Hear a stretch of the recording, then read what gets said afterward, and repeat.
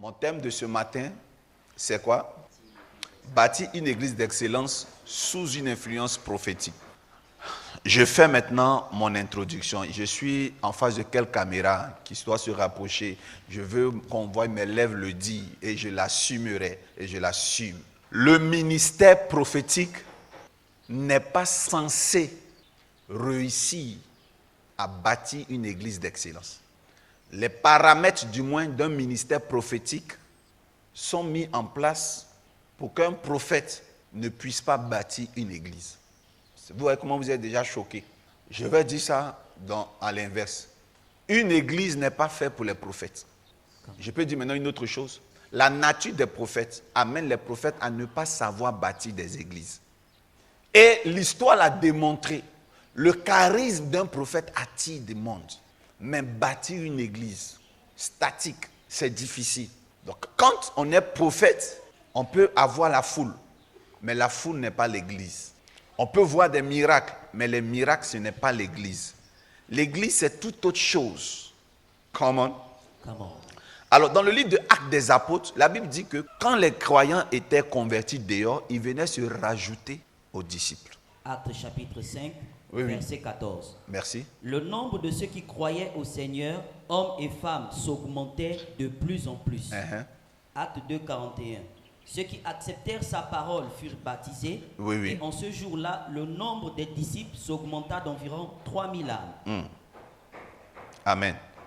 À chaque fois que des âmes étaient gagnées dehors, ils se rajoutaient à l'église s'accroissait et ils se partageaient les biens entre eux. Et la Bible dit qu'il n'y avait pas d'indigents au milieu d'eux. Il y a deux fonctions dans le ministère divin. La fonction d'attirer et la fonction d'entretenir ceux qui sont attirés. Ceux qui sont attirés sont entretenus par le corps pastoral, par l'église locale, pour faire d'eux des prochains disciples. Comment? Alors, pourquoi est-ce que j'insinue qu'un prophète a à la base pas la vocation de bâtir une église? Et c'est quoi une église? Et c'est d'ailleurs quoi une église d'excellence? Parce qu'on peut avoir une église, mais elle n'est pas excellente. C'est bon? Je vais vous dire quelque chose. L'église est un rassemblement de convertis. L'église, c'est un rassemblement de croyants, des gens qui ont cru et qui sont convertis. En réalité, l'église, c'est un rassemblement de disciples. Du plus faible au plus fort, ce sont des disciples. Dans l'église, on ne doit pas trouver de païens. Donc, au temps d'Israël, quand tu es dans l'église, c'est que tu es censé avoir déjà entendu parler de Jésus. On peut maintenant s'abstenir de parler davantage de lui, passer à une autre formation. Mais dehors, c'est là-bas qu'on parle de Jésus. Et ceux qui sont très fonctionnaires dehors, il y a l'évangéliste et le prophète. Et celui qui fait la navette entre dehors et l'intérieur, c'est l'évangéliste. Il évangélise et il amène les âmes dans l'église et il est là parfois pour assister. Mais le prophète, lui, il est carrément dehors et il n'entre même pas régulièrement dans l'église. Quand il est dans l'église, il est assis quelque part parce qu'il joue le rôle d'un mystique, d'un marabout qu'on vient consulter. Je vais vous dire tout ça là après. Alors, je tiens à vous dire que Jésus-Christ avait une première fonction, la fonction d'évangéliste, une deuxième fonction, la fonction de prophète. Il n'a pas pu avoir la fonction de pasteur. Il a confié à qui? À Pierre. Et il est parti. Il n'a pas eu le temps d'être pasteur. Mais on va essayer de diagnostiquer les résultats, les statistiques. Son ministère prophétique, qu'est-ce que ça a apporté? Quand Jésus-Christ arrive, il est baptisé par Jean-Baptiste. Qui est d'accord avec moi? Jésus-Christ bénéficie des apôtres de Jean-Baptiste, donc de personnes qui avaient déjà été formées par un autre pasteur, Jean-Baptiste. Et il travaille avec ces personnes formées-là. Il travaille avec combien? 12. Mais si vous vous rappelez, à chaque fois que Jésus allait sur la montagne des Oliviers, il partait avec combien d'apôtres? Citez-les. Ils sont d'origine enfants spirituels de qui? De Jean-Baptiste. Jésus-Christ partait dans les lieux secrets avec des personnes formées par un autre pasteur. En réalité, Pierre était le fils spirituel de Jean-Baptiste. Et Jean-Baptiste était très pasteur. Il formait, il prenait le soin de former. C'est pour ça que vous allez remarquer que tout le ministère de Jean-Baptiste, il n'a fait aucun miracle. Et parce qu'il n'a fait aucun miracle, il a pu apprécier les vrais chrétiens. Yes. Et ceux qu'il a pu former sont ceux que Jésus a essentiellement utilisés. Ceux qui n'avaient pas un goût prononcé pour les miracles, un intérêt primitif, prioritaire au miracle. Ceux qui ont été capables de vivre avec Jean-Baptiste dans le désert, mangeant le miel sauvage avec Jean-Baptiste. C'est avec eux que Jésus travaillait. Mais il ne travaillait pas avec ceux qui mangeaient goulûment le pain multiplié.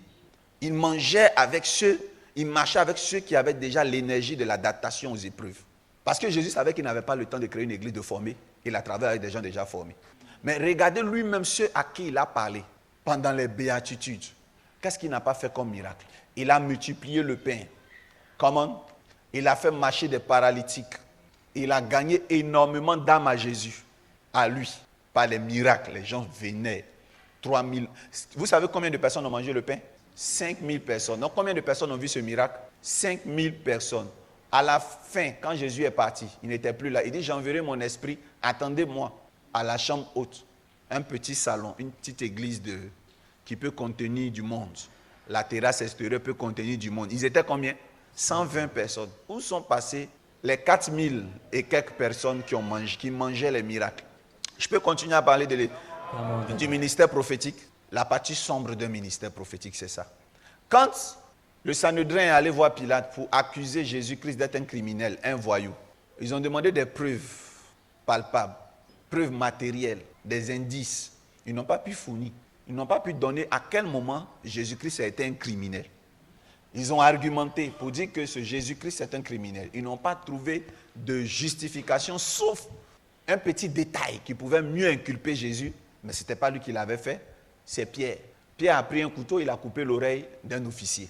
Et ça, c'est très dangereux. Mais Jésus a restitué l'oreille. Il n'y avait pas d'argument.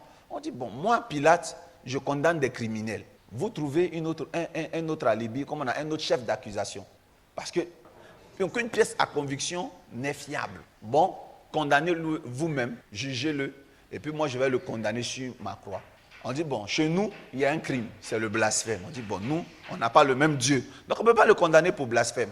Sauf que si c'est nous qui devons le crucifier, l'emprisonner aujourd'hui, nous, on a déjà 3 brigands.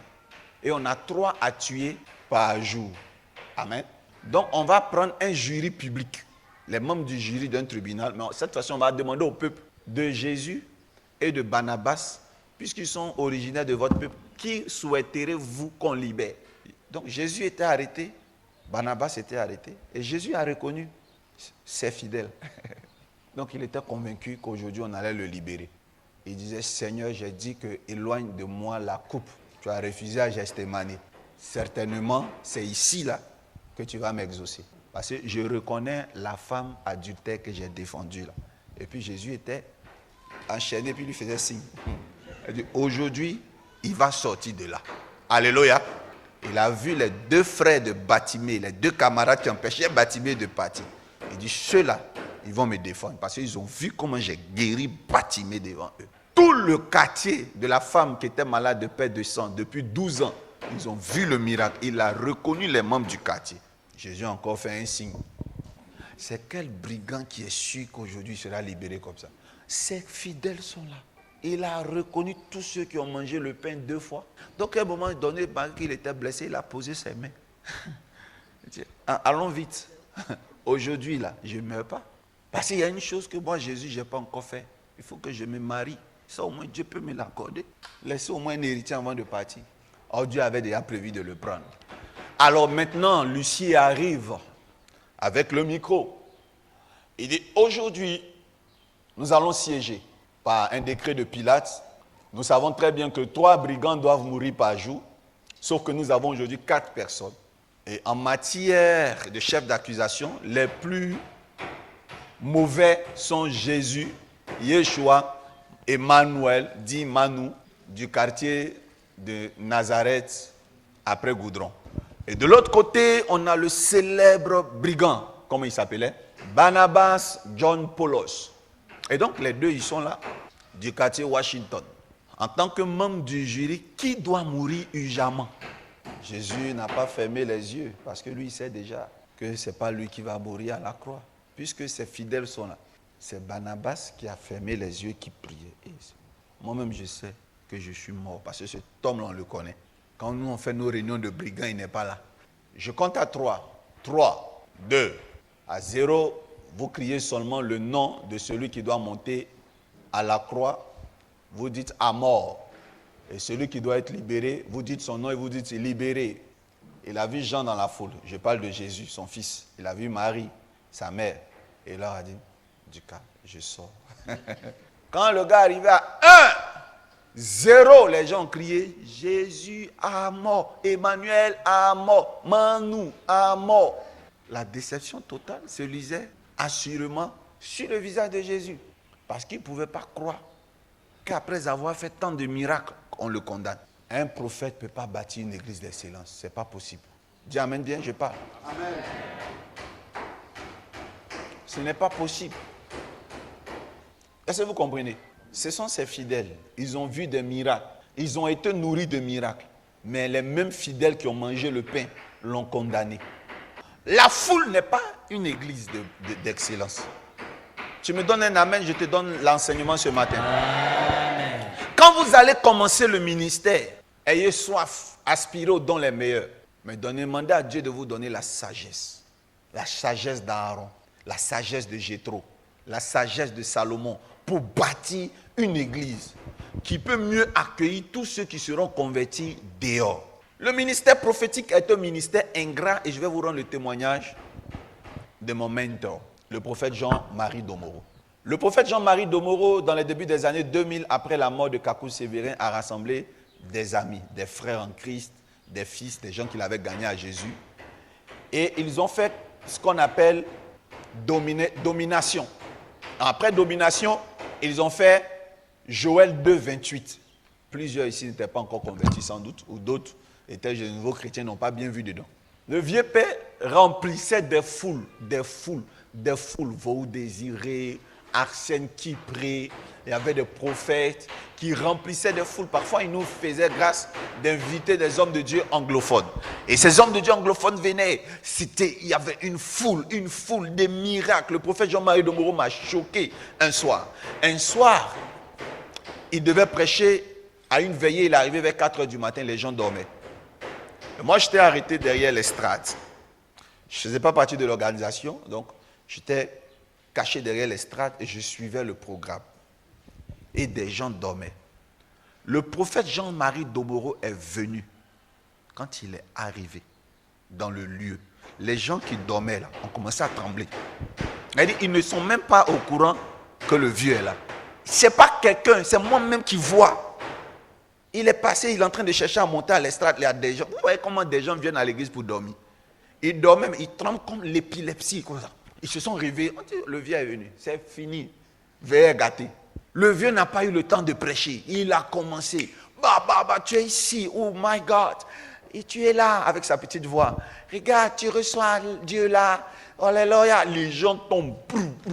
Tout est gâté. Les chaises se cassent. Les commandos sont submergés parce que eux-mêmes, les militaires qui étaient là, sont tombés au front. Il n'y a plus commando. On se cherche. Alors, il y a eu maintenant l'épisode en 2007, je crois, d'un monsieur qui s'appelle Béanzin. Béanzin a été converti par un autre pasteur qui était rosicrucien converti. Amen. Et puis, ce dernier-là, dans une émission de Massi Domingo, a conquis la Côte d'Ivoire par son témoignage sur la franc-maçonnerie. Et comme il vient de la franc-maçonnerie, il connaît beaucoup le monde spirituel. Et donc, tout ce qu'il disait était pris pour évangile. Il avait un fils spirituel avec qui, lui, à son tour, a fait une émission. Or, l'émission de Massi Domingo. Et là, il amène son fils spirituel d'origine béninoise, dont prêtre vaudou, à témoigner de ce qu'il a fait dans sa vie. Et le monsieur dit qu'il a aidé des femmes à avoir des enfants dans le monde spirituel. Il a échangé, il a pris des esprits pour mettre dans le ventre des femmes. Et maintenant, il est arrivé sur les hommes de Dieu, qu'il aurait même aidé des hommes de Dieu. Maintenant, il déballe la liste des hommes de Dieu. Mon père est dedans, Jean-Marie Domoro. Alors que ce dernier mangeait la chair humaine, alors il coupait des morceaux de ses fesses. Comme il sait que s'il dit qu'il coupait les morceaux de ses bras, le vieux peut montrer, mais pas montrer ses fesses. Ouais, le diable est très stratège. Et je suis sûr que maman était étonnée de voir qu'on annonce que son père, elle est chaque jour, elle voit que là-bas tout est lisse. Et c'est comme ça que le vieux a commencé à subir un matraquage médiatique. Il est arrivé un soir à l'église, la majorité des gens qui le fréquentaient ont disparu. Après est advenue la guerre. Et juste avant que ça ne se gâte, puisque les gens l'avaient mis comme wanted, il a quitté le pays, il allait s'installer aux États-Unis. Vous savez pourquoi je vous rends ce témoignage? Le vieux priait dans une salle qu'on appelle la salle de jeûne. Non, une salle de spectacle. Le foyer des jeunes de Koumassi. Tu vois, un programme de l'envergure de Joël 2,28 peut coûter entre 15 et 20 millions. C'est-à-dire, vous connaissez combien coûtent les estrades, non? Quand on les loue par jour. Les grandes estrades, là. La sonorisation, tout ça, ça ne lui appartenait pas, il louait. Les écrans géants, tout ça, il mettait de son argent parce qu'il avait des gens derrière lui qui l'aidaient. Il aurait même pu prendre pour bâtir une église, mais il n'a pas fait. Et Dieu lui avait fait grâce, il a eu un maquis, je ne sais pas si c'est à Marcory ou à Koumassi, je ne maîtrise pas, mais je suis plusieurs fois parti là-bas. À Marcory, là même le maire a cassé l'église s'est réduite. Aujourd'hui, quand on demande où est l'église de papa, on peut pas, on est gêné de mettre le doigt dessus. Le grand Jean-Marie Domoro.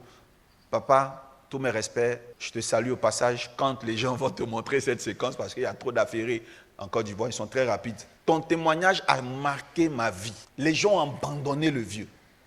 Ses fils, peu sont restés avec lui. À peine la petite église, parce qu'il était absent, cette petite église, ça fait des années. Je parle sous le contrôle du vieux Jean-Marie Domoro. Et je parle à ses fils, je fais un coucou à Niebo. Cette petite église-là, on ne peut pas remplir jusqu'à dehors. Depuis des années, ça ne remplit pas. Parce que papa n'est pas là. Il est aux États-Unis. Il n'est pas aux États-Unis parce qu'il a fui ses enfants. Il est aux États-Unis parce qu'il était recherché. On voulait le tuer. Donc le prophète n'est plus là. L'église n'existe pas. Et je rends hommage à ses fils. Miezan, à commencer par Niebo. Et les autres, les fils qui sont restés à l'église. Ceux-là, ils sont bénis à vie. Nous qui venions remplir Joël 2,28, ceux qui tremblaient sous les podiums, où sont-ils? Le ministère prophétique est un ministère ingrat. Au début, j'avais très mal, parce que même quand il fait des directs, à défaut de ne pas être en Abidjan, quand il faisait des directs sur les réseaux sociaux, mais le vieux même criait, partagez, partagez. Normalement, en 2022, le vieux ne devait pas dire partagez, partagez. Dès qu'il est là, 22 yeux. Mais les mêmes gens là, qui étaient là, qui faisaient que l'homme ne dormait pas, il voyait son épouse rarement. Il sortait rarement pour aller à des loisirs avec son épouse. Les mêmes gens qui ont paralysé, monopolisé le temps du prophète, qui venaient pour leur situation spirituelle, ces mêmes gens-là préfèrent aller donner des yeux à Apuchou, préfèrent aller regarder des choses. C'est les mêmes, hein? Ils étaient à Joël 2,28. Ils sont là-bas en train d'acclamer. Est-ce qu'on peut appeler ou est-ce qu'on peut communiquer? Ils sont là-bas. Ils attendent que le monsieur revienne sur place pour venir. C'est sa chair en veut, là, c'est ça qu'on préfère. On ne préfère pas quand il est sur les réseaux sociaux. Vous voyez un peu? Je peux parler? Est-ce qu'il y a un prophète ici? Vous devez appeler l'onction pastorale et vous devez respecter l'onction des pasteurs. Vous devez honorer les pasteurs. Parce que les pasteurs sont des géants de l'évangile. Je ne dis pas que les prophètes ne le sont pas. Mais dans leur domaine, c'est des géants. Mais bâtir une église n'est pas donné à tout le monde. En Côte d'Ivoire, même construire une église, ce n'est pas donné à tout le monde. Et c'est pour ça qu'il faut honorer ceux qui bâtissent. C'est pour ça qu'il faut s'approcher de ceux qui bâtissent. Pour que nous bâtissions une église d'excellence sous une onction prophétique, nous devons connaître d'abord les caractères du prophétique. Si tu décides d'être prophète, sois-le. Si tu décides de bâtir une église, sois pasteur. Si tu es prophète que tu décides de bâtir une église, tu vas donc tronquer, corrompre ton caractère prophétique et le rapprocher du ministère pastoral. Tu ne peux pas être prophète et puis vouloir fonctionner comme prophète pendant que tu veuilles bâtir une église. Tu vas toujours murmurer. Tu vas être étonné que les gens viendront par vagues dans ton église. Aujourd'hui, il y avait un groupe qui était là, tu ne les vois plus, il y a un nouveau groupe qui vient. L'onction prophétique a toujours un peuple qui se renouvelle devant lui. Que vous le vouliez ou pas, c'est comme ça. Parce que l'onction prophétique, c'est l'onction d'un médecin qui est très efficace et très réputé dans le pays. C'est chez lui tous les malades diront, on dit ce médecin-là, il est fort. Quand il y a un cardiologue qui est très spécialisé dans son domaine, son bureau est rempli. Il donne des rendez-vous sur 2 semaines, sur 3 semaines. Donc, tu verras toujours des gens. Mais le problème avec la différence entre une clinique et une église, c'est que la clinique, le patient n'est pas redevable. Il y a 3 ans, tu étais allé dans un hôpital, tu avais reçu des... Est-ce que tu peux te souvenir même du docteur? Même son visage, tu ne vois plus. Et ce qui se passe dans le ministère prophétique, je peux parler? Ah, Seigneur Jésus. Bon, depuis je n'ai pas pris de versets bibliques, de textes bibliques, parce que je parle à des pasteurs, je parle à des chrétiens accomplis. Mais sinon, on va prendre Jean 5 rapidement. J'ai dit quoi ma dernière phrase? Ce qui se passe dans une... La différence entre une clinique et une église, ce qui se passe, c'est que dans la clinique, les gens sont de passage, ils viennent pour recevoir leur guérison et ils partent. Dans l'église, les gens restent. Je prends Jean 5 et je vais vous parler de l'église, de comment bâtir une église d'excellence. On y va. Jean chapitre 5, à partir du premier verset. Yes. Après cela, il y eut une fête des Juifs. Oui. Et Jésus monta à Jérusalem. Yes. 2. Or, à Jérusalem, près de la porte des brebis. À Jérusalem, près de la porte des brebis, je vous informe que Israël a 12 portes qui l'entourent. Jérusalem a 12 portes qui l'entourent, dont 10 principales et 2 autres qui sont venues après par Jérémie, par Néhémie du moins. Parmi les portes, la première porte, c'est la porte des brebis. La deuxième porte, c'est la porte des poissons. Et après, au fur et à mesure, on passe par la porte des sources. Non loin, on appelle ça la porte de la source, la porte du dragon. Donc vous voyez un peu que même en Israël, il y a une porte qui s'appelle la porte du dragon. Il y a une autre porte qu'on appelle la porte du fumier. Quand je fais les études, quand on arrive à la porte du dragon, quand on commence des études, on est peut-être 500 personnes. Arrivé à la porte du dragon, on reste 4 personnes. Et les gens ne peuvent plus supporter. Ils ne peuvent pas croire que Dieu a appelé une porte de son église porte du dragon. Mais si il n'y a pas de porte du dragon, à votre avis, par où Satan est passé pour venir mettre papato pour choses? Job. Par quelle porte il est autorisé à venir se mêler des réunions des saints? C'est parce qu'il a une porte qui lui est réservée. Allez-y dans Néhémie 3, vous allez voir les portes qui sont citées. Amen, que Dieu vous bénisse. Amen. Mais je reviens à ce que je disais. Il est à Jérusalem, dans un endroit à Bethséda. Une piscine qui s'appelait en hébreu Bethesda qui a 5 portiques. Donc la piscine là a 5 portiques. Dis avec moi 5. 5. Quelle métaphore qui décrit excellemment l'église. La dispensation de l'église, c'est le chiffre 5. Le chiffre 5, c'est le chiffre de quoi? De la grâce. Donc là, on est à l'église et il y a une piscine. La piscine signifie la parole. Donne-moi la position des malades. Sous ces portiques étaient couchés en grand nombre des malades, des aveugles. Sous les portiques, donc à l'église, étaient couchés des malades, des aveugles. Continue. Des paralytiques qui attendaient le mouvement de l'eau. Les paralytiques attendaient le mouvement de l'eau. Car un ange descendait de temps en temps dans la piscine. Un ange descendait de temps en temps dans la piscine. Et agitait l'eau. Et celui qui descendait le premier. Après que l'eau avait été agitée, était guéri. Yes, était guéri. Quelle que fût sa maladie. Quelle que fût sa maladie. Continue. Là se trouvait un homme malade depuis 38 ans. Voilà quelqu'un qui était au bord de la piscine depuis 38 ans. C'est-à-dire que lui, il est à l'église. Il n'a jamais quitté l'église. Il vit à l'église. Malgré qu'il est malade, ça ne lui dit rien. Il n'a aucune intention de sortir de l'église pour aller voir les marabouts. Il est là et à chaque fois que l'eau est remuée, la parole est transmise, il voit des gens guéris, mais il attend son tour. Voilà un homme qui a quitté de dehors pour venir changer toute la vie de ce monsieur. Continue. Jésus l'ayant vu coucher. Jésus l'a vu tranquillement dans son église.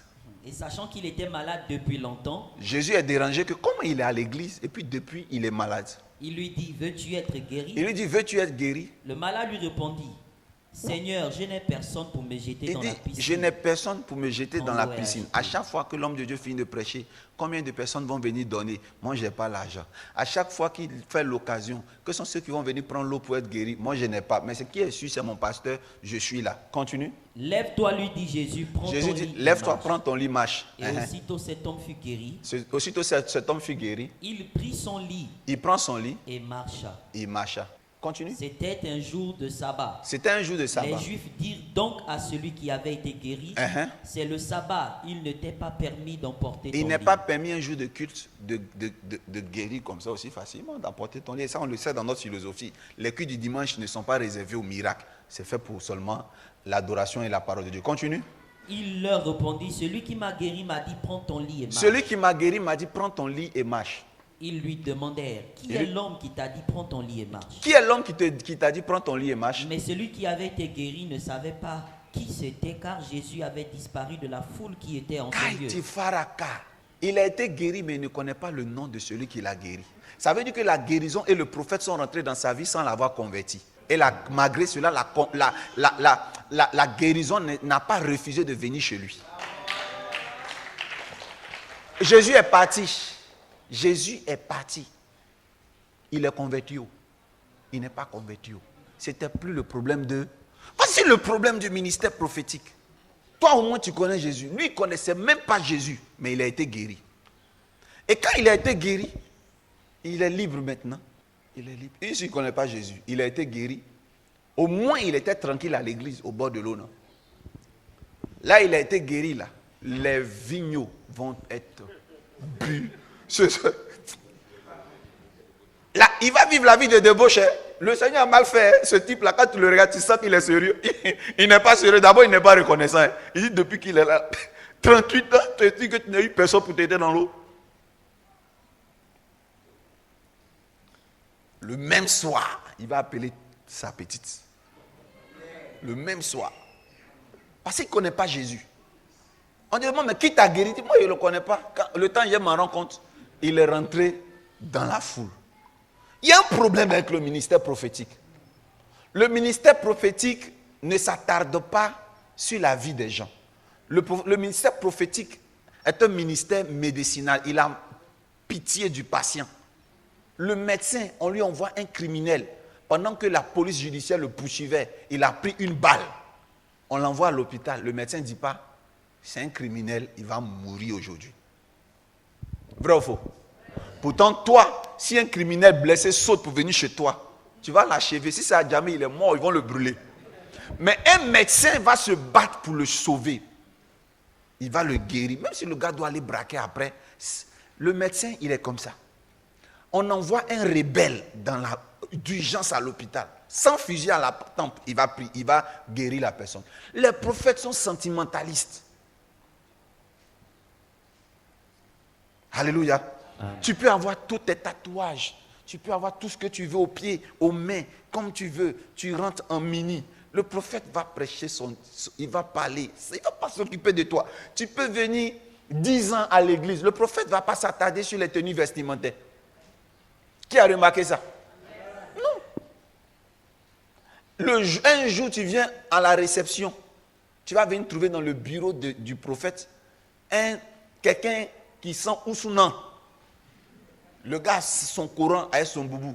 Quand il finit, puis la maman, même quand elle sort du bureau du prophète, dit, hé, une chose. Comment on dit que Dieu te bénisse? Allah douma, Allah, là. Et puis le prophète lui-même, il dit, Amina, Amina, Amina. Et tu es choqué. Elle est guérie. Hein? Dimanche, tu ne vas pas la voir au culte. Ça n'intéresse même pas le prophète. Ce n'est pas grave. La condition pour que vous soyez guéris, là, ce n'est pas que vous acceptez Jésus. Mais il y a des pasteurs. Quand tu as un problème, il te dit, il faut confesser d'abord tes péchés. Est-ce qu'on peut acclamer pour les pasteurs? Hey, pasteur, tu as duré là. On dit, il était malade depuis combien? 38 ans. Mon cher, tu as écouté la parole et ta maladie.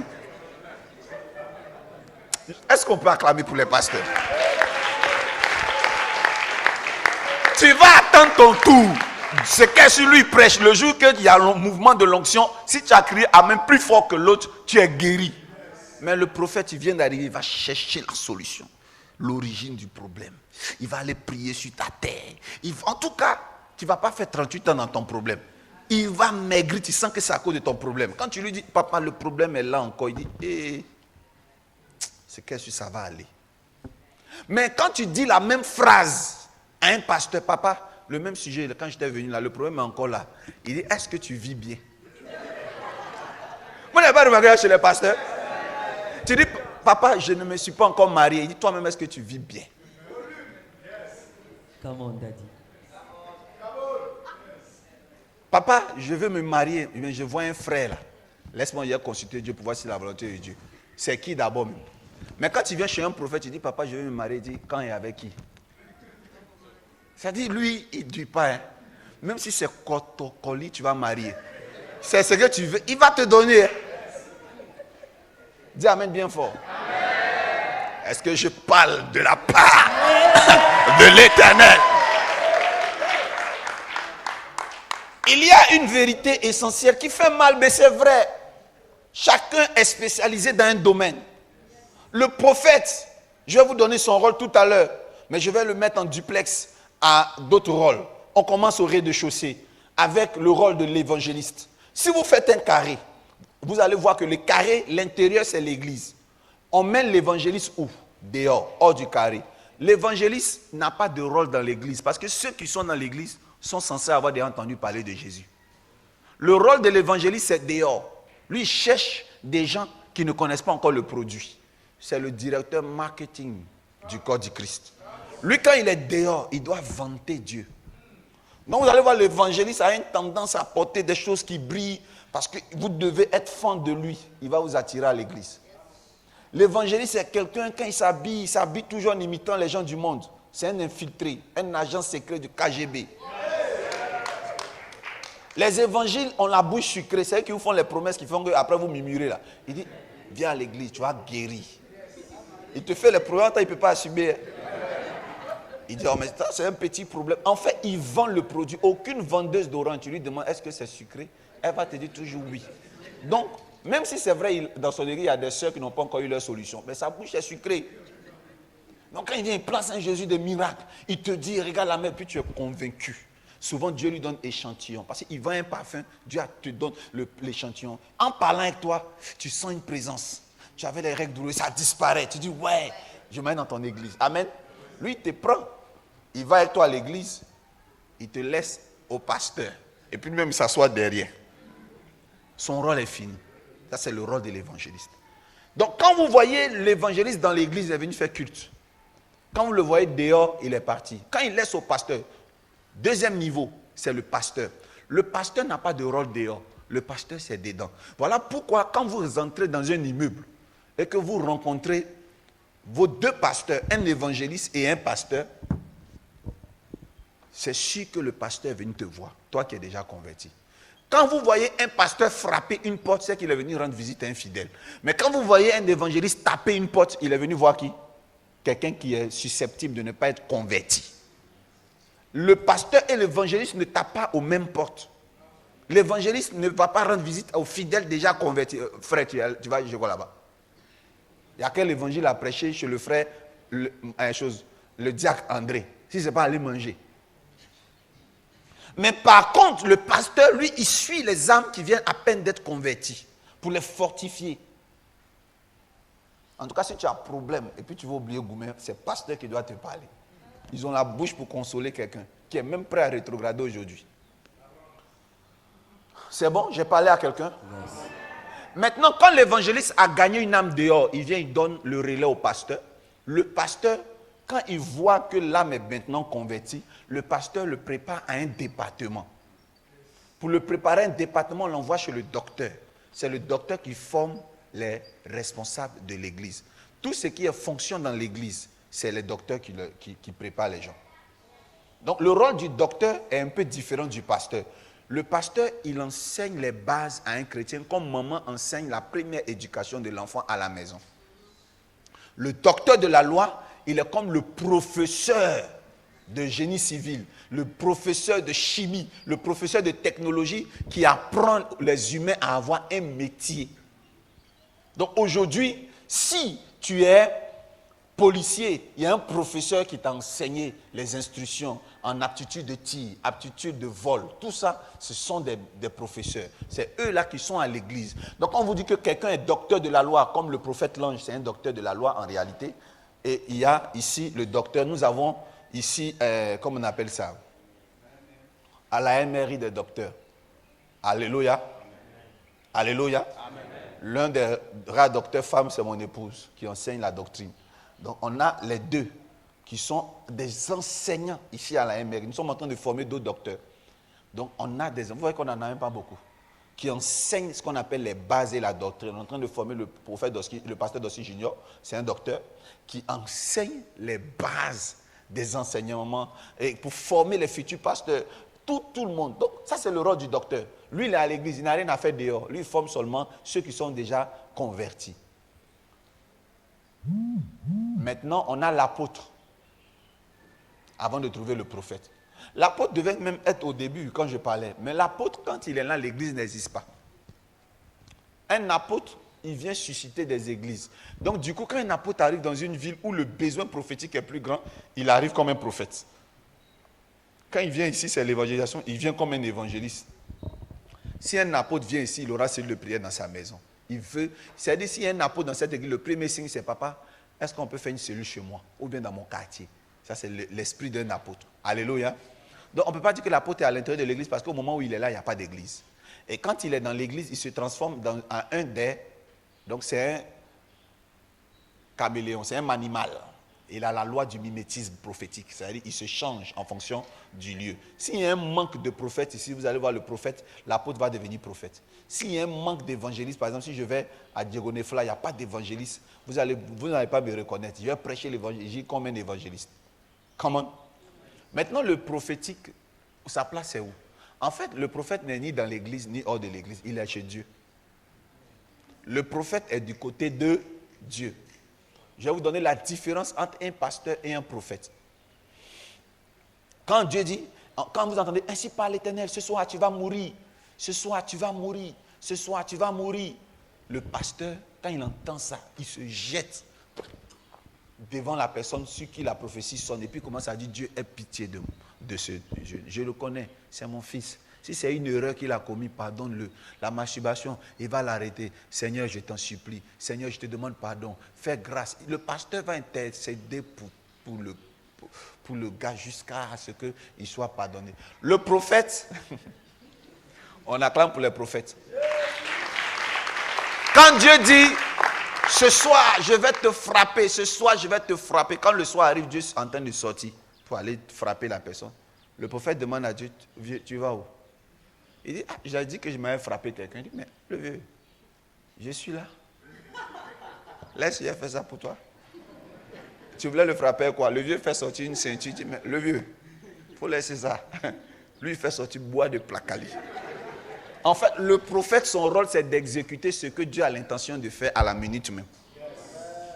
Lui, il ne négocie pas. Quand Dieu dit, va frapper là. En fait, c'est le prophète qui a exécuté ça. Lui, il dit, Dieu, calme-toi, moi je suis ton pied et tes mains. Tu veux aller au vieux? Reste là-bas. Non, le prophète, quand vous êtes enfant de prophète, faites attention. Parce qu'il y a des choses pour lesquelles il ne va pas souvent négocier. Il te dit, puis il s'en va. Vous n'avez pas vu Jésus? Le gars là, est-ce que le gars l'a vu? Dès qu'il a fini de guérir l'homme malade depuis 38 ans, l'homme, quand il a ouvert ses yeux pour regarder derrière lui, c'est poussière, il l'a vu. Jésus n'était plus là. Comment quelqu'un finit de prier puis dit, ne parle pas de moi à quelqu'un? Donc c'est vous qui êtes papato, qui êtes parlé de lui. Sinon lui-même il dit aux gens, ne dites à personne, ne leur dites pas qui vous a guéri, vrai ou faux? J'aimerais vous dire que le ministère prophétique, son intérêt est pour tous les enfants de Dieu. L'intérêt d'un pasteur, c'est que pour l'église locale. L'intérêt de l'évangéliste, c'est le corps du Christ. L'intérêt de l'enseignant, c'est le corps du Christ. On acclame le Seigneur Jésus. Et il y a une différence entre l'église locale et le corps du Christ. Quand vous voyez un docteur de la loi en train d'enseigner des gens dans une école pastorale, c'est le corps du Christ. Moi, je suis prophète, mais mon côté docteur, là, j'ai une école où je forme des gens qui ne sont pas de la MRI. J'ai souvent même des fidèles qui cherchent à voir, qui cherchent à évoluer. Et qui sont là, ils voient mes étudiants qui ne sont même pas de l'église. Quand ils sortent, ils rendent des témoignages. Parce que je travaille aussi pour le corps du Christ. Mais par contre, le pasteur, il ne s'occupe que de l'église locale. Si tu n'es pas de l'église locale, il ne prend pas soin de toi. Quand on dit, allô, pasteur, il y a une consécration d'une maison. C'est un frère de l'église. On veut que tu viennes consacrer. Il est en train d'aller chez le frère et puis on l'appelle pour lui dire, pasteur, on a entendu parler de vous. Vraiment, il y a ma mère qui est en train de mourir dans le coma. Le pasteur te demande, ça va ma fille, tu es de l'église? Quand tu dis non, il dit, bon, je te rappelle, il ne va plus te rappeler. Il va aller prier pour son fidèle. Là, vous n'acclamez plus. Hein? Parce que le pasteur, il travaille pour l'église locale. Il ne se disperse pas. Et ça a réussi à Papa Dion Robert. Là, c'est en train de réussir à mon frère Mohamed Sanogo. Il bâtit son église. Il s'est concentré pendant... Quand vous voyez le tour 900, combien là? Mais c'est récemment, non? Tout le temps qu'on entendait avant parler de Mohamed Sanogo, il ne sortait pas. Hein? Vous n'avez pas remarqué ça? Il se consacre à l'église.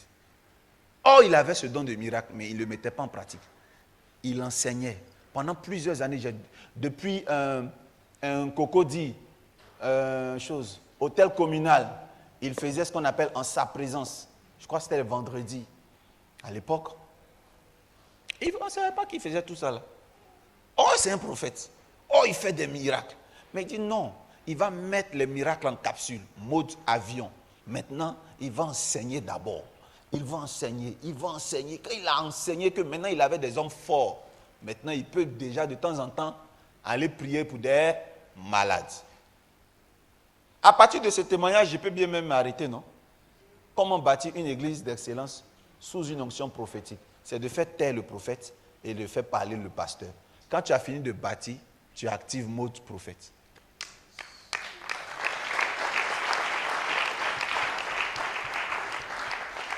C'est tout. C'est tout. Si vous avez compris le caractère du prophète, déjà un prophète ne peut pas bâtir une église. Pourquoi un prophète ne peut pas bâtir une église? D'abord, le prophète est casanier. Est-ce que ton pasteur, s'il est casanier, ça t'arrange? Ça t'arrange? Les prophètes sont seuls dans leur bulle. Les prophètes ne lisent pas SMS. Ils n'appellent pas. Ils sont enfermés, ils prient. Quand ils sortent, ils sont bizarres. Ils ne vont pas. Tu ne vas pas voir un prophète, un bon prophète dehors. C'est difficile. C'est difficile. Les prophètes sont très renfermés, ils sont seuls, solitaires comme des aigles. Ils n'ont pas d'amis. C'est-à-dire, tu peux passer 1 heure avec un prophète, tu ne vas pas entendre. Alors, Joe, c'est comment? Soukoubeli, Joe, Zoukou. C'est comment on s'attrape le soir, on va prendre un petit truc là. Pourquoi un prophète fait ça? Il n'a même pas amis pour s'affairer. Dis amen. C'est pour ça que les prophètes, quand ils ont confiance en quelqu'un, ils le prennent à ses enfants. Les prophètes ont pour amis leurs enfants spirituels. Les pasteurs, ils sont connectés à d'autres pasteurs. Quand on dit il y a une campagne, un enseignement, un homme de Dieu vient, tu vas voir les pasteurs. Mais il y a certains prophètes qui ne sortent pas.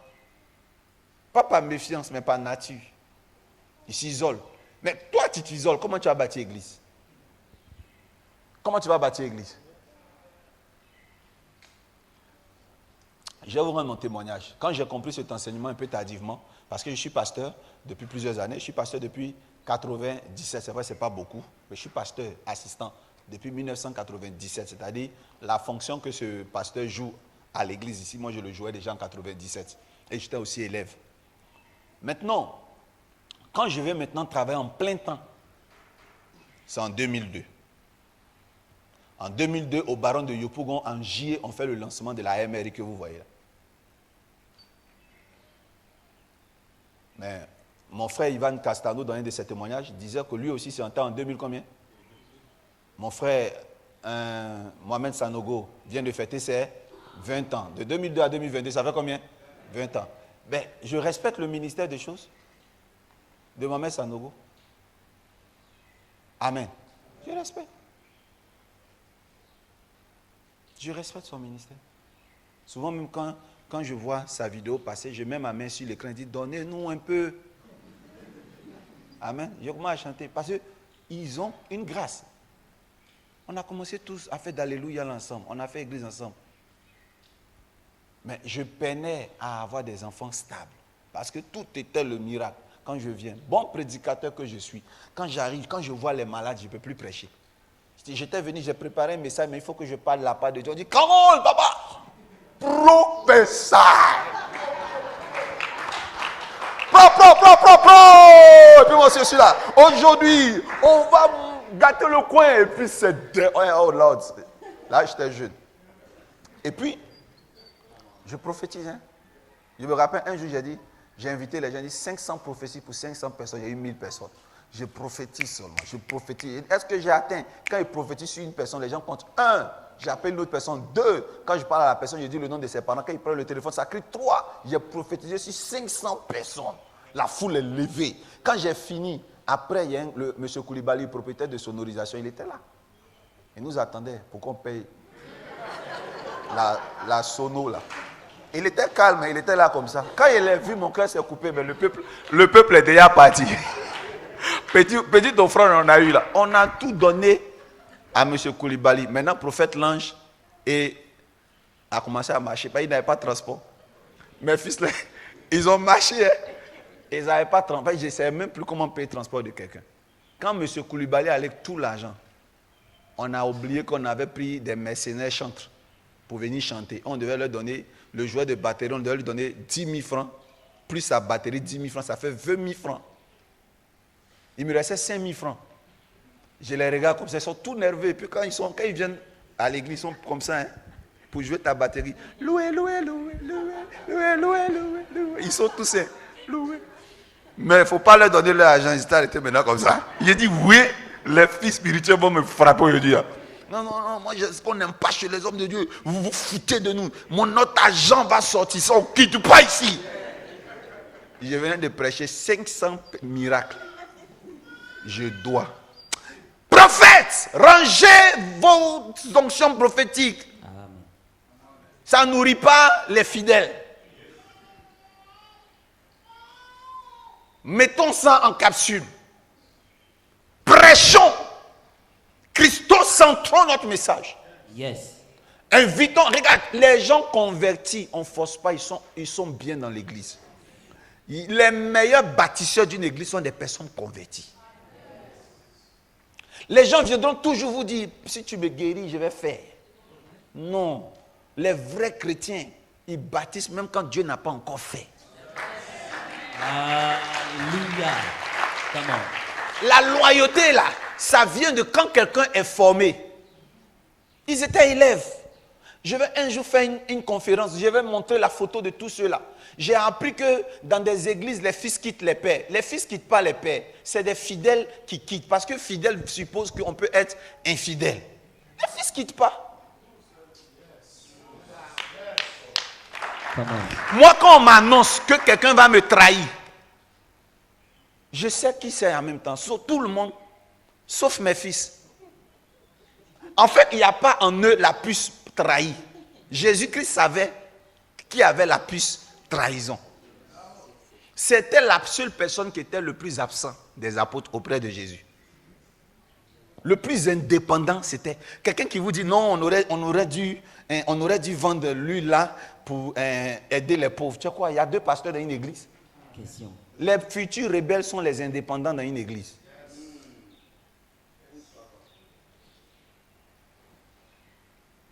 Quelqu'un m'écoute?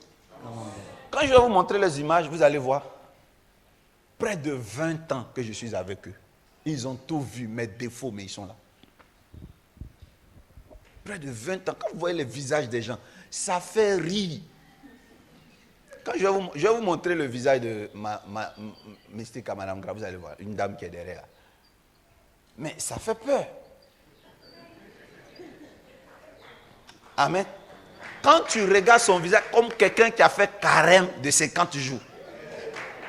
Mais aujourd'hui, elle est avec moi. Elle a changé, elle a évolué les années. L'eau est passée sous le pont. Parce qu'ils sont convertis. Quand le diable va rentrer dans votre église pour créer la division, le diable va s'adresser toujours à ceux qui ne sont pas convertis.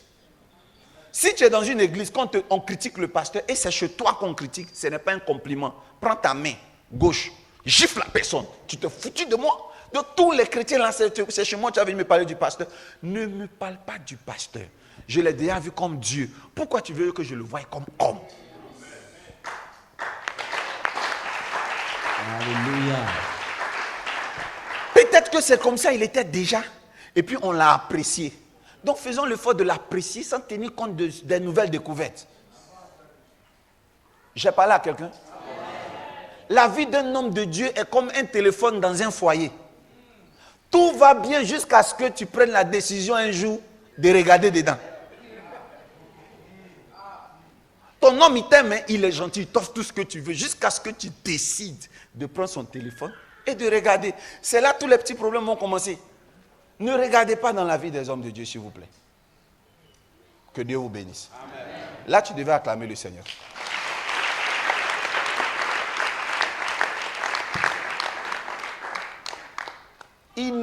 Vous êtes sûr que quelqu'un va venir dire, prophète, le surnaturel, toute sa barbe là, je veux te parler. Les gens racontent que le vieux fait des fêtes. Lui là, tu peux lui dire ça? Hein? Est-ce qu'on peut venir dire, il est comme ci, il est comme ça? J'étais avec une de ses anciennes amies là. Elle dit qu'il est comme ça. Vous pouvez venir dire ça à ces visages là. Convertissez les âmes. Les miracles ne les convertissent pas. Les miracles, ça ne convertit pas les âmes. Un chrétien bien éduqué, il t'arrangera. Ça revient à quoi ce que je disais au début. Jean-Baptiste était le meilleur cadeau. Simon-Pierre était le meilleur cadeau que la vie pouvait lui offrir à Jésus. Pouvait offrir à Jésus à cause de Jean-Baptiste. Ce n'est pas Jésus qui a formé Simon-Pierre. C'est Jean-Baptiste qui a formé qui? Simon-Pierre. Un jour, les chrétiens sont venus voir Jésus. On veut être comme toi. On veut libérer l'onction le vieux. On veut voir comme toi. On veut marcher sur les eaux. En gros, on veut posséder le royaume de Dieu. Comment on fait? Il dit, vous allez arriver à ce stade quand vous allez manger ma chair et boire mon sang. Ils étaient combien de personnes? 70. C'est-à-dire Jésus en avait 12. Parmi les 12, la majorité venait de Jean-Baptiste. Et puis lui-même, par les miracles, il a attiré des fanatiques. Les fanatiques étaient là, ils étaient nombreux. Ils s'habillent comme Jésus, même chose. Jésus frisait un peu là, il limitait comme Jésus, même chose. Et puis il criait exactement comme Jésus. Alléluia! Il faisait tout comme Jésus. Un jour, Jésus leur a dit, vous devez manger ma chair et ma viande. Vous connaissez les enfants, non? Ils ont tous crié, yes! C'était le secret qu'on attendait. Ils étaient 70. Il dit, vous êtes sûrs? Vous allez manger ma viande. Papa, on est prêt même à manger ton nez là. On va manger ça. On est prêt pour toi, le vieux. C'est tout le secret qu'on attendait. Donc on doit boire ton sang, non? Il dit, oui, vous devez boire mon sang. Les 70 criaient, yeah! Yeah! Quand le culte est fini, quand ils sont sortis, il y a un qui a dit, c'est pareil, c'est le vieux, on a crié. Mais moi, il parle de quelle chair? Il y a un gars qui lui a dit, Daou, c'est vrai chair, Israël. Moi, je savais. Sinon, un homme ne peut pas marcher sur l'eau. Tous les prophètes sont venus, ils n'ont pas marché. Moïse a fendu. Et puis, ils ont traversé. Josué a frappé avec manteau. C'est fendu. Qui a marché sur l'eau? Personne. Je savais qu'il y avait du mysticisme dedans. Bon. Cette affaire-là, ils ont crié Amen.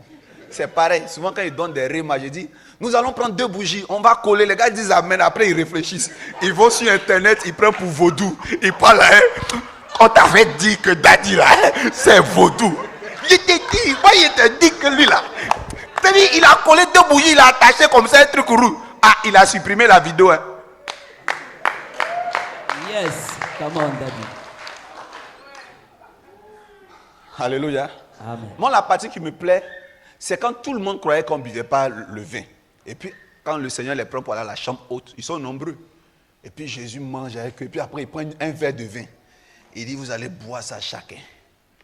Donc, les 12 apôtres, eux, ça ne les dérangeait pas. Parce qu'ils sont habitués à Jésus. Ils sont prêts à tout entendre. C'est les femmes qui étaient dans la salle. Elles disent, on dit quoi? Il dit, ils vont boire le vin. Hein? Il était dit. Un jour, le vieux a les yeux rouges. J'étais dit. Donc, on boit vin dans le truc là. On pouvait tout dire de lui. Mais ceux qui l'ont quitté étaient déjà prédisposés à partir. Parce qu'ils n'étaient pas formés. Mais qu'est-ce que Simon-Pierre n'a pas vu? Simon-Pierre a vu 2 revenants, Moïse et Élie. Jésus parlait avec les morts. Or, pourtant, en public, Jésus dit, malheur à ceux qui consultent les morts. Malheur à ceux qui lisent les augures. Et puis, dans le secret, lui, il va parler à Moïse et Élie. Élie, là, ils sont vivants.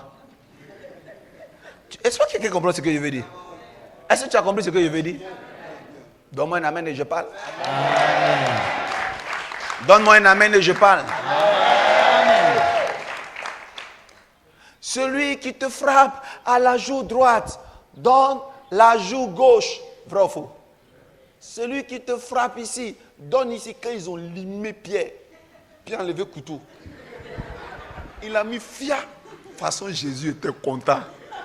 Il dit, ouais, ça c'est bien. Il a pris la collé, mais de toute façon, il dit, souvent nous les pères, c'est comme mon oncle. Quand un jour il y a eu des jeunes qui ont manqué de respect à sa femme.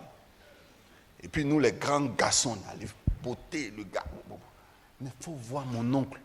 Fils indigne. C'est quoi? c'est que je vous ai appris. Et puis il nous pousse par la maison. Il dit, oh, Dieu m'a donné un fondé. Il est content.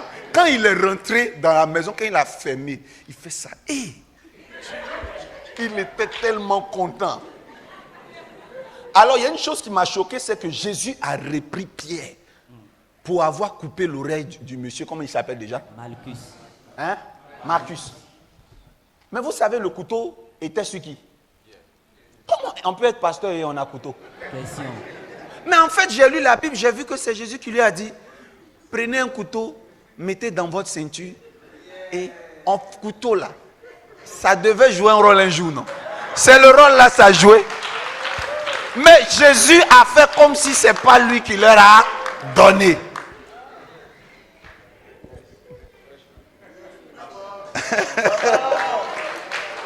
Alléluia. Matthieu 10. On ne prenait ni couteau, on ne prenait ni bourse. Après, quand ils sont revenus, ils disent prenez. Mettez, on ne sait jamais. Qui a dit amen bien fort? Amen. Jésus a dit, vous imposerez les mains aux malades. Le fou de Gadara, il a touché? Non.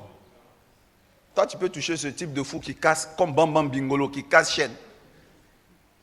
Un fou qui est en train de faire kata de kung fu. Il y a ce qu'on dit et puis il y a les réalités sur le terrain. Ce n'est pas tout le monde, on impose les mains. On était en classe de 3e, cellule de prière.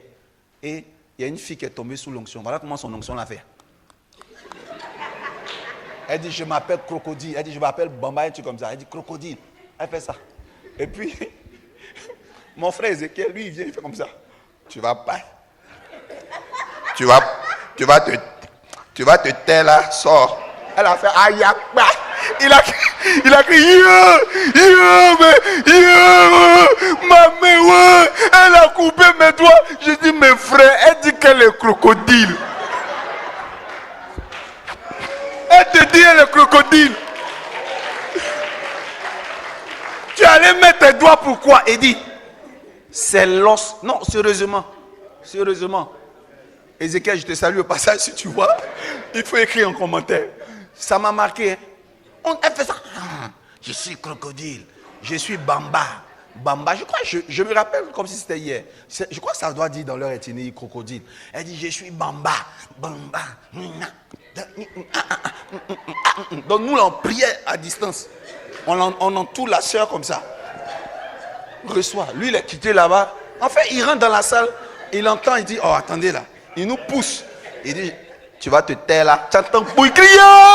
Maman, ouais. Mais non, mais elle a fini avec les carpiens et les métacarpiens. Vous imposerez les mains aux malades. C'est une formule de base. Mais lui-même, après, quel exemple il nous a donné? Il y a des gens, il a mis l'eau sur les yeux pour qu'ils voient la boue. Il y a certains, il est resté à distance, il a demandé au génie là, qu'est-ce que vous voulez pour libérer le frère? Et puis le génie dit à Jésus, nous là, on veut rentrer dans les porcs, dans Cocotti. Qui a compris? Mais Simon-Pierre se disait, le vieux va imposer les mains aujourd'hui. Le vieux n'a pas imposé les mains. Il a obéi à l'exigence des djinns, des génies. Le génie dit, nous on veut manger porc pour les libérer. Et toi le pasteur, tu dis, hey, moi je ne parle pas aux génies. Elles vont gêner, elles vont être libérées. Et c'est ce qui fait qu'en Afrique, beaucoup de personnes ne sont pas libérées. Parce qu'on dit, tu dois. Ta maman a adoré, elle a arrêté d'adorer. Qui a une fois entendu témoigner que quelqu'un a tué génie? On ne tue pas génie. Quand Jésus est venu là, Tano existait. Il a travaillé jusqu'à, il a laissé Tano, il est parti, il a laissé ça à Pierre. Pierre a laissé ça aussi à André. André a laissé à nos parents, jusqu'à nous. Tano va être là, nous on va partir, Tano sera là.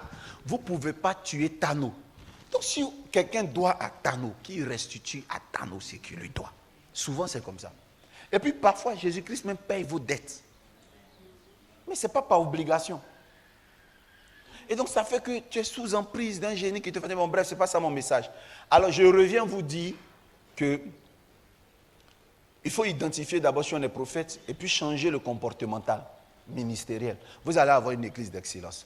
je suis moi-même un témoignage. Mais vous savez, je n'aime pas prêcher mon expérience parce que les expériences parfois d'autrui tuent la foi des autres. Si vous voyez quelqu'un qui dit, oh là là, nous on est parti, on a tapé la tête, on est revenu. Ce n'est pas parce qu'il a tapé la tête que tu ne peux pas passer. C'est pour ça que je me suis abstenu. Est-ce que vous avez vu, j'ai parlé de moi? Depuis j'enseigne. Si j'ai trop cité, j'ai cité des hommes de Dieu exemplaires. Maintenant, je peux vous rendre un témoignage, n'est-ce pas? Personnellement, je reconnais que je suis prophète. C'est apôtre, mais je suis prophète. Le prophète Jean-Marie Domoro, quand je le voyais, je voulais qu'il soit mon père spirituel. Je n'ai pas changé de père spirituel. Beaucoup pensent que j'ai changé de père spirituel. Le prophète Jean-Marie Domoro est toujours, après le décès de ma mère spirituelle, maman Nachia, amie à papa Moroko qui était là hier. Vous avez vu. Moroko lui-même, il a prié pour moi quand? En 2001. En 2001, juste avant mon ministère.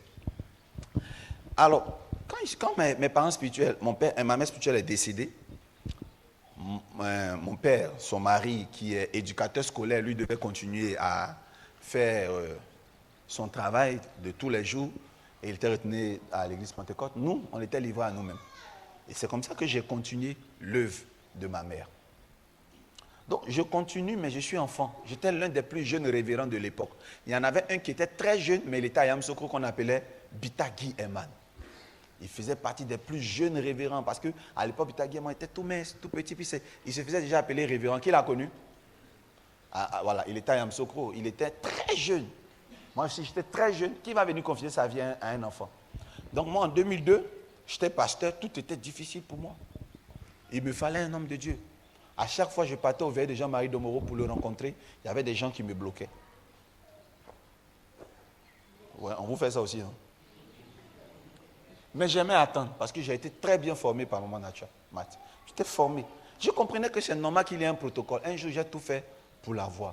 J'ai fait et je n'avais jamais réussi jusqu'à ce qu'il ait les problèmes de béanzien. Et puis après, bam, il est allé aux États-Unis. C'est à la naissance de Facebook. Moi, j'ai eu mon premier compte Facebook. J'ai ouvert mon compte Facebook, je crois, en 2009. Nous, on n'a pas vite fait Facebook. Obstant, c'était là depuis 2006. J'ai mis du temps à ouvrir mon compte Facebook. Non, on est en 2010, non? C'était un fiston. Je sais que j'avais eu YouTube un peu plus tôt. Et puis, dans la crise post-électorale, j'ai ouvert mon compte Facebook. Donc, moi, je me suis pris tardivement. Je crois en 2009 ou 2010. Donc, j'ai ouvert tardivement mon compte Facebook. J'ouvre mon compte Facebook. Je retrouve le prophète Jean-Marie Domoro, je lui écris. J'ai écrit par exemple aujourd'hui lundi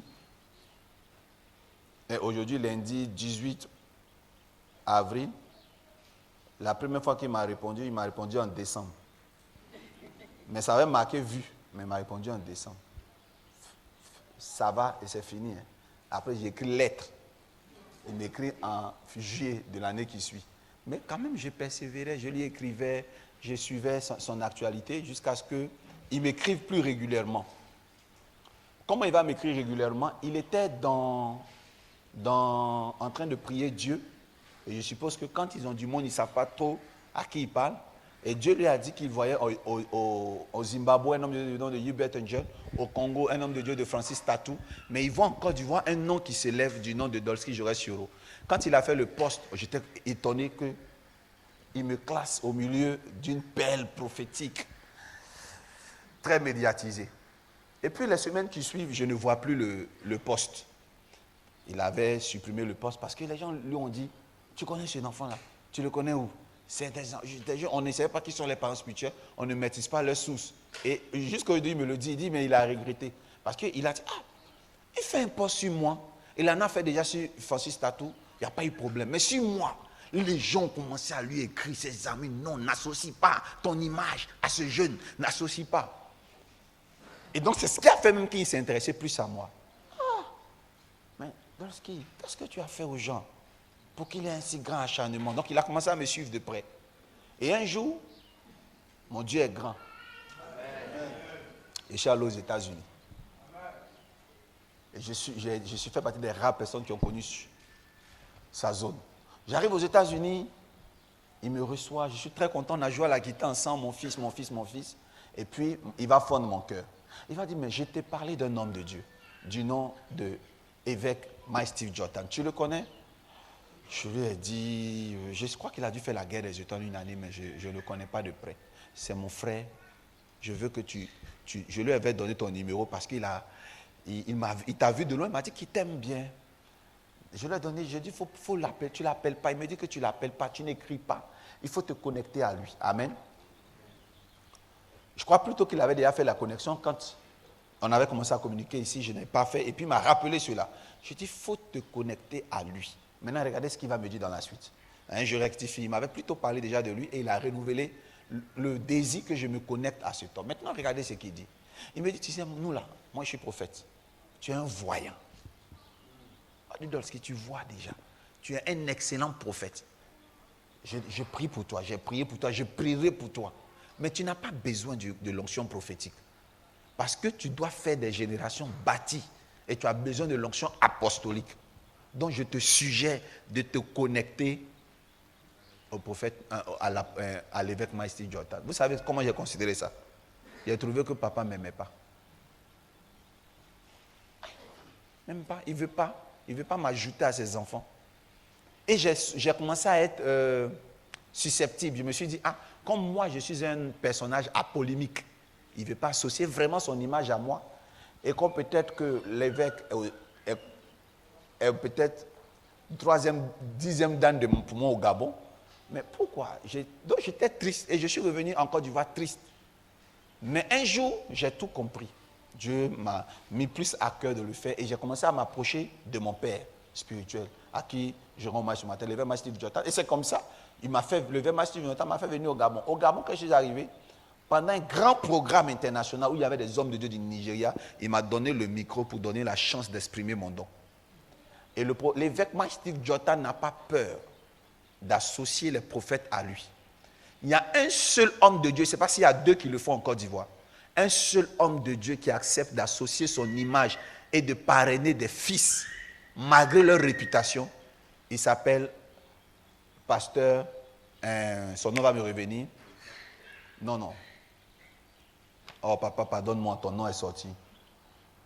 Oh, le père de prophète Josué Grasse, de l'église Bethel, le père spirituel de Idriss Ouattara, le père spirituel de Jean Pénenfant, et voilà, Pangui Bernard. Je ne sais pas s'il y en a d'autres, vous allez me citer, mais Pangui Bernard est le père des prophètes les plus bizarres de la Côte d'Ivoire. Il est le père du prophète Idriss Ouattara qui est devenu bishop.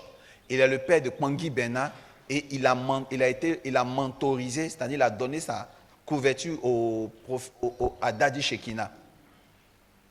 Qui a dit Amen? Qui comprend ce que je veux dire? Des personnes où on peut appeler, apôtre Pangui Bernard, toi tu associes ton image aux gens bizarres, aux jeunes qui se font appeler avec tout ça, il est bon. Et mon père, il y a un match entre lui et Pangui Bernard. Mon père est quelqu'un qui croit au prophétique. Le plus bizarre que ce soit, il vous canalise. Il me dit toujours, peu importe tes théories, peu importe ce que tu sais, même si tu veux, on prie avec escargot, il faut trouver un verset pour justifier. C'est tout ce qu'il veut. Tant que je fais ça, on est d'accord. Quand je ne fais pas ça, il va m'appeler. Tu enseignes des choses là, il faut le prouver. Et il a fait de moi l'un des prophètes les plus encyclopédiques d'Afrique. C'est-à-dire que même quand Dieu te dit que tu peux prendre huile pour prier, que tu n'as pas verset biblique, viens me voir, il va te trouver un verset pour ça. Si tu as envie de prendre huile rouge pour prier, huile rouge, huile de palme, si ce n'est pas de Dieu, je te dis ce n'est pas de Dieu. Si c'est de Dieu, que tu as besoin d'argumenter chez tes amis, je vais t'en donner. Je suis devenu une encyclopédie vivante du prophétique. Et bâtir une église sous une onction prophétique est possible. Mais pourvu qu'on ait d'abord envie de se connecter au bon mentor. Il faut se connecter à un mentor qui jauge entre les deux, prophétique et apostolique. Ou alors tu es prophète, tu te cherches un mentor qui est bishop, apôtre, mais qui croit au prophétique. Tu ne peux pas désirer le prophétique et puis flirter avec des gens qui le combattent. Maintenant, quand tu es avec ton homme de Dieu en question, il faudra que vous compreniez que le prophétique attire la foule. Et donc, il faut savoir gérer les conditions. Quand tu travailles dans le ministère, les conditions d'accès à l'église. Alors, il y a 5 ans, donc je suis en train de vous rendre mon témoignage, 5 ans ou 6 ans en arrière, après avoir vu que j'ai perdu plus de 10 ans sans réussir à bâtir, mais je fais Boribana, il y a la foule. Dieu m'a commencé à me frapper pour me montrer quelque chose. À Mbadon, lève-toi. On avait commencé à faire culte, je parle de Ancien Mbadon, à combien de personnes? Vas-y, on commençait tout doucement. On avait atteint combien déjà le culte normal?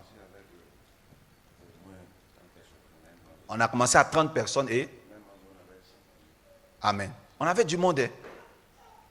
Amen. Quand on dit ça, ça sonne très mal. Mais on avait ce monde-là. Quand je dis j'ai réception, 1000 personnes. Je me rappelle un jour, on a fait journée porte ouverte. Journée porte ouverte, il y avait du monde jusque dehors. Ils ont mis 1000 chaises. Quand on a fait Boribana, non, c'est Boribana qu'il y avait 5000 personnes. Mais à l'église, on avait pratiquement 1000 personnes. 1500 personnes, arrivé à un moment donné. Les images que vous voyez, quand vous allez taper 2014, 2015, vous allez voir nos images, il y a du monde. À perte de vue, on faisait culte, il y avait du monde. Maintenant, on était sur un terrain qui était un poulailler. Et le propriétaire, on ne le voyait plus, il était porté disparu. Donc après 2011, il y a eu la crise post-électorale. Et ceux qui étaient sur le terrain se demandaient, mais est-ce qu'il n'a pas eu un problème tout et tout? Après, on a su, on l'a retrouvé. Et après encore, il y avait des problèmes qui ont été résolus. Il a été touché et il nous a donné de faire le culte en donnant 1 franc. Bon, quand même pas 1 franc symbolique. Hein, et puis faire ce qu'on peut faire pour terminer. Mais seulement que le terrain était convoité. Très convoité par des membres du gouvernement, tout et tout et tout. Et puis, ils ont dû avoir plus de victoires sur nous. Et comme nous n'avions pas soldé, on nous a restitué tout. Mais comme ça, hein, en moyen de tuer. Et c'était une épreuve pour l'église, on devait partir. On devait quitter le terrain. Mais comme on fait déjà culte à 1000 personnes, 1500 personnes, quand on fait les croisades, il y a plus que ça. On n'avait pas de salle où pour rassembler ce nombre de personnes. C'est ça le problème en Abidjan. Si tu fais les affaires en Côte d'Ivoire, viens me voir, on va faire ensemble une salle de programme de prière. Il n'y en a pas à Cocody. Si vous investissez dans ce service traiteur, dans cet événementiel, vous serez riche. J'insiste, tout chrétien, puisque je viens de dire, si tu entends ma voix parler de cette affaire, que tu t'en fais ça seul sans moi, tu vas me voir en rêve. Non, il faut qu'on dise la vérité. Hein. Tu es en France, tu es aux États-Unis, tu viens de m'entendre qu'il n'y a pas salle en Côte d'Ivoire. Les gens veulent faire des croisades, ils n'ont pas salle. Et puis tu ne me mets pas dans ton business. Tu vas me voir en rêve plusieurs fois. Non, je ne vais pas te faire du mal, je vais juste sourire. Pour que tu te souviennes que tu dois m'associer au projet. Voilà, tu dois m'associer au projet. Mon épouse est une grande décoratrice d'intérieur. Voilà ça. Donc tu dois nous associer. Je dois être actionnaire. Come on. Donc je peux redire encore. Et à cette époque, moi j'avais 1000 âmes. Et on n'avait pas de salle. On est allé à l'hôtel communal. C'est vrai, c'est ça non, Isabelle Flora. Ils ont dit ce jour-là qu'il y a longtemps, c'est ça non, ils ne font plus de prière là-bas. Donc on a dit à nos fidèles, là, les 1000 là, on va, le surnaturel va prendre un groupe. En ce moment, tu habitais où même? Je crois, quelque part là-bas, à la 2, Papa l'ange va prendre un groupe à Faya et on va les entretenir. Isaiah va prendre aussi son groupe. On va les entretenir jusqu'à ce que les cultes reprennent. C'est mal connaître les fidèles. Le surnaturel, là, il attend un fio. Le prophète, là, il attend son groupe. Oh, tous se sont levés. Hein. Que sont ceux qui habitent à la 2? Ils sont venus vers le prophète, le surnaturel. Que sont ceux qui habitent à Faya? Ils sont venus. À partir de ce samedi, on se retrouve tous. Il n'y avait plus personne. On était coincés dans des petites maisons. Jusqu'à ce qu'on trouve d'abord le premier centre qui se trouve derrière la CNPS. CFK, mais c'était déjà trop tard. Ça faisait 3 semaines, 4 semaines, on ne faisait pas qu'à chercher un lieu. Après, on s'est retrouvé où ça? La salle qui est sur le boulevard Nelson Mandela. Là. L'espace de la parole. Là-bas encore, le peuple ne pouvait même pas contenir parce que le monsieur il ne voulait pas qu'on prie dehors. Donc, on a perdu deux mois à chercher une salle. Et pendant les 2 mois, souvent tu allumes la télé, bon enfin, Bénin TV ou Internet, tu vois tes fidèles en entendant. Je suis un des meilleurs prophètes de Côte d'Ivoire. Hein. Quand ils sont là-bas, tu entends. Fais quelque chose pour ma vie. Oui, papa. Donc, on voyait nos fidèles un peu. D'autres sont trouvés dans des belles églises bien climatisées. Et donc, on a eu une nouvelle salle, encore qu'on nous a prêté, la chefferie de Mbadon, parce qu'ils ont vu que c'était une injustice qu'on avait subie. Ils nous trouvent une salle à Mbadon. On arrive à Mbadon, on achète une tente qui peut contenir 800 personnes. Mais même 100 personnes, on n'en avait pas. J'ai dit 1000, non, au départ. J'ai dit même 100 personnes n'étaient pas là. Premier culte, on était moins de 100 personnes. Entre nous, là. Entre nous, moi et mes enfants. Lui, il a chanté avec d'autres sœurs. Il chantait. On est là. Maman peut prendre panier. Elle est service d'ordre. Maman peut être service d'ordre pendant longtemps. Hein. On est obligé de faire en attendant. C'est pour ça, cher pasteur, votre premier fidèle, c'est votre épouse. Quand tout le monde part, elle devient la chantre ou le service d'ordre de l'église. Donc, ne lui parlez jamais mal. C'est pour ça que moi, je ne parle pas ma bouche là. J'ai fait alliance à Dieu. Les femmes, souvent, même quand ça prend comme ça, elles sont... C'est comme ça, j'entends ça quand même. Quand le jour ça prend, mon père commence à parler beaucoup en langue à la maison. Je commence à faire semblant d'appeler, dire, ah oui, là c'est chaud, hein. Il y a un ange qui est là. Le temps qui a suivi, j'ai pris ma voiture, il me cherche ailleurs. Hein? C'est toi qui dis aux enfants, il faut qu'on ait sur moi. Il dit, allô, oui, ça va ma fidèle. Oh, il n'y a personne à la vie. On est en train de faire ces prédications là-bas. Amen. Les mamans, est-ce qu'on peut acclamer pour toutes les mamans du monde?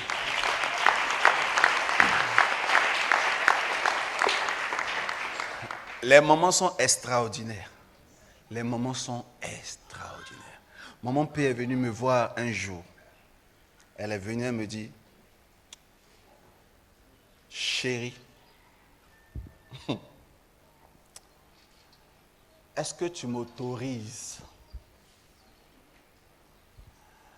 à couper sur les pointes de mes cheveux et je vais faire ça un peu jaune, tu vois? Je lui ai dit, d'accord. Elle me dit, ah, cheveux j'ai gardé comme ça là. J'ai dit, bon, ok, c'est vrai, hein. Il faut le laisser. Ça a beaucoup poussé. Aïe, aïe, donc on ne peut pas couper un peu. J'ai dit, bon, d'accord, il faut couper. Bon, souvent, elles te demandent des choses dont elles ont déjà. Elles sont peu acclamées pour les femmes. Donc, quand elle commence à me poser des questions, je dis, c'est quelle énigme aujourd'hui? Si elle te dit, est-ce qu'aujourd'hui on peut mettre des lumières bleues? J'ai réfléchi, j'ai dit, bon, mets les lumières bleues, ça ne va pas faire comme boîte de nuit. Je lui dis, non, ça ne va pas. Non, si, ça va trop faire comme boîte de nuit. Bon, on va mettre des lumières jaunes. Quand je lui dis, d'accord, on va mettre les lumières jaunes. Et bleu là alors. Et le bleu. Donc le bleu là, c'est un problème. Je ne sais plus quoi répondre. Alors donc je reviens. On a commencé avec Maman P. On a tout repris. On a tout recommencé à zéro. Et mes fils m'ont rassemblé. Ils m'ont dit, papa, dans ces temps, si tu enseignes trop, tu prêches trop. Qu'il faut refaire les temps de miracles et prophéties pour que les gens viennent. Je leur ai dit, je ne fais plus ça. Et vous allez voir sur les réseaux sociaux, à partir de cette date, il y a moins de vidéos de moi qui exposent les miracles. Ils m'ont demandé pourquoi. J'ai dit non, à partir de maintenant, je vais enseigner. Que tout le monde est parti. Pourquoi vous n'êtes pas parti? Parce que vous, je vous ai enseigné. Vous avez dormi avec moi. Vous étiez là à l'époque où je donnais la parole de Dieu. Mais les autres qui ne sont pas là, c'est ceux, quand ils venaient, j'ai fait le one-man show. Est-ce que je peux prophétiser? Wow. Est-ce que je peux prophétiser? Et mes fils ont cru que c'est parce qu'en fait, je n'avais plus le don. Ils me l'ont confessé après. Non, papa, il y a longtemps, il y en a qui ont fait pitié. Toi, tu n'as pas payé un moment de jeûne. Il faut te retirer comme avant. Je sais que peut-être c'est ça. Papa, il ne faut pas être trop triste. Peut-être c'est la tristesse qui fait que tu ne prophétises pas. On m'a invité à Daloa. Pendant que je prêche dans mon église, on m'a invité à Daloa. Quand je suis rentré dans l'église, les gens étaient en transe. J'ai commencé à prophétiser. Il y a eu des miracles. Une dame qui était sur un fauteuil. Et au retour, mon fils, qui faisait office de chauffeur, me dit, mais papa, pourquoi tu ne fais pas ça à l'église? Papa, tu as fait ça en 2 dimanches, le coin sera rempli. Il a dit, justement, je ne veux plus de coins remplis. Parce qu'on n'a pas église pour les accueillir. Si c'est rempli, ils vont s'asseoir où? Il faut qu'on enseigne des personnes qui peuvent bâtir l'église. Et donc, j'ai appelé mes assistantes, Mystica, Maman Surnaturelle, Kakou. Je leur ai dit, à partir d'aujourd'hui, je n'ai plus de jour de réception. Si quelqu'un veut que je le reçoive, à la rigueur qu'il vienne à l'église, après le culte, je peux le recevoir. Mais je n'ai plus de jour de réception. J'ai désactivé le médecin, le docteur de la clinique, et j'ai laissé le pasteur. Alléluia. Et sur 2% des personnes que j'ai entretenues, que j'ai suivies, pour qui j'ai prié, ces personnes sont d'abord passées à l'église. Et j'ai commencé à bâtir. Souvent, je suis là, je prêche juste quand Dieu me parle de quelqu'un, je bloque. Ça monte, je me remets ça dans mon estomac. Je bois l'eau dessus. Et puis, je prêche. Quand je finis, je viens voir la personne de côté, je fais comme ça. Est-ce que je peux vous voir après?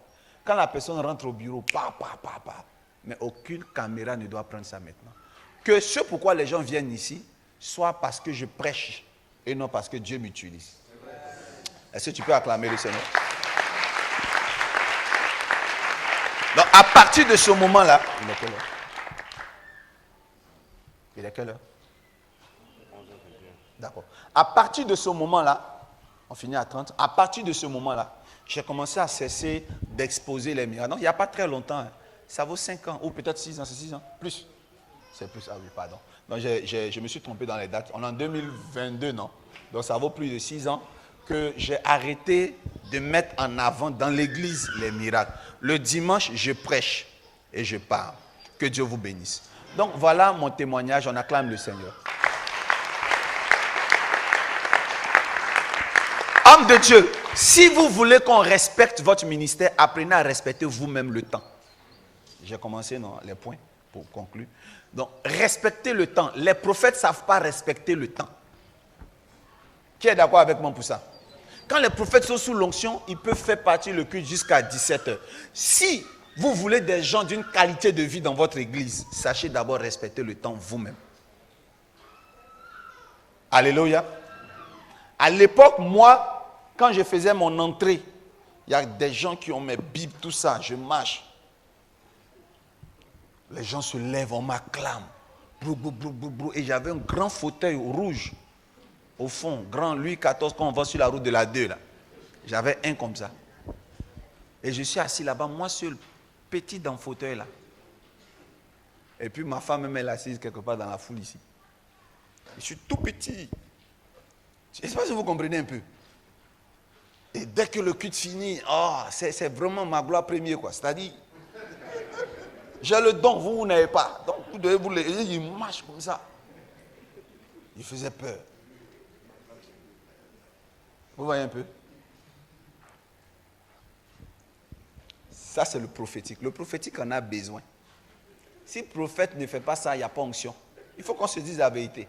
Ne jugez pas ça. Mais ça bâtit difficilement l'église.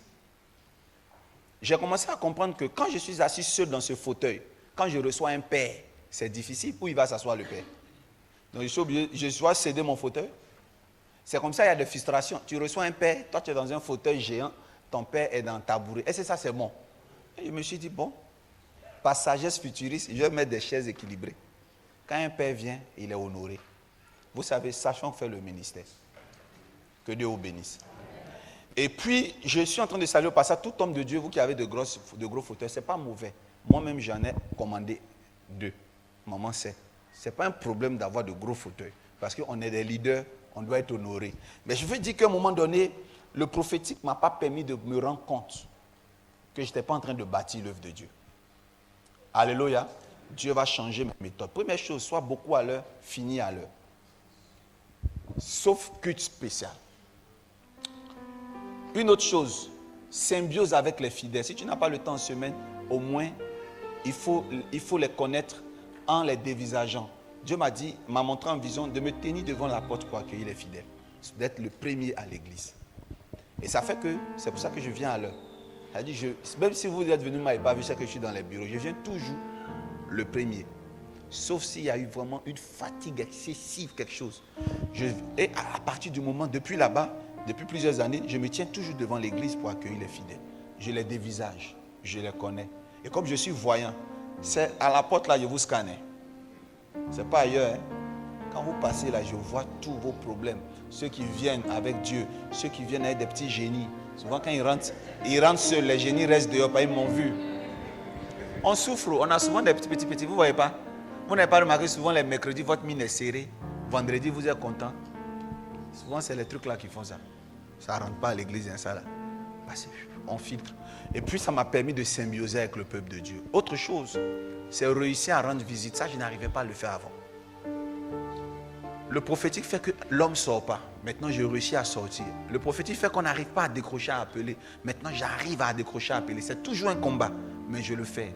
Je suis en symbiose avec le peuple de Dieu. Prophète, réussissez à être des pasteurs.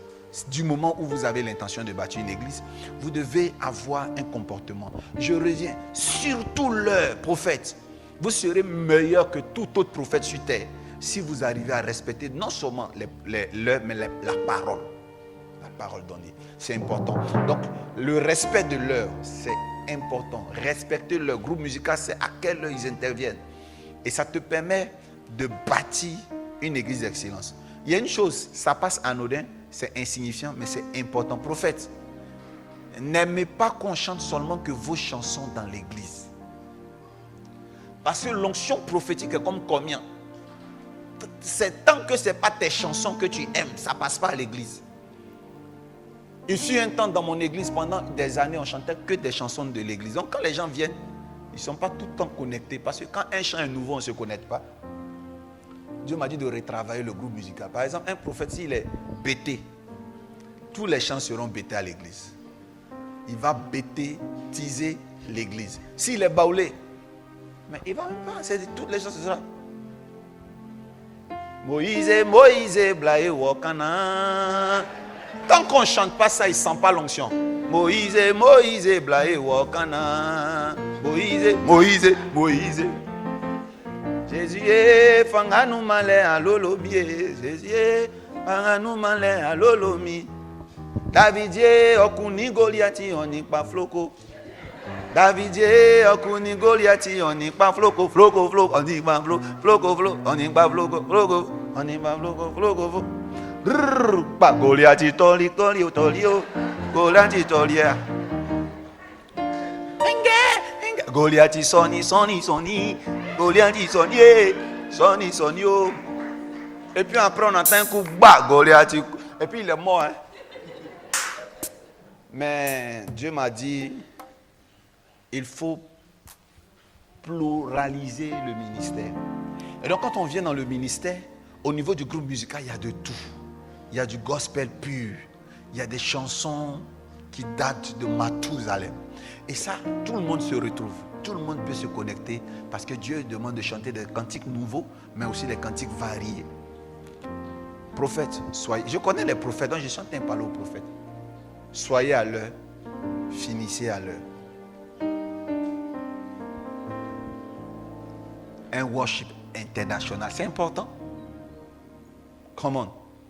Et sachez médiatiser votre image. Le prophète, l'ange, a fait un exposé qui vaut des séminaires, mais en quelques minutes, c'est un orateur. On acclame pour lui. Ce que vous faites est bon. Prophète, tout ce que vous faites est bon. Mais si vous ne savez pas le vendre, on est foutu. Qui a dit amen bien fort?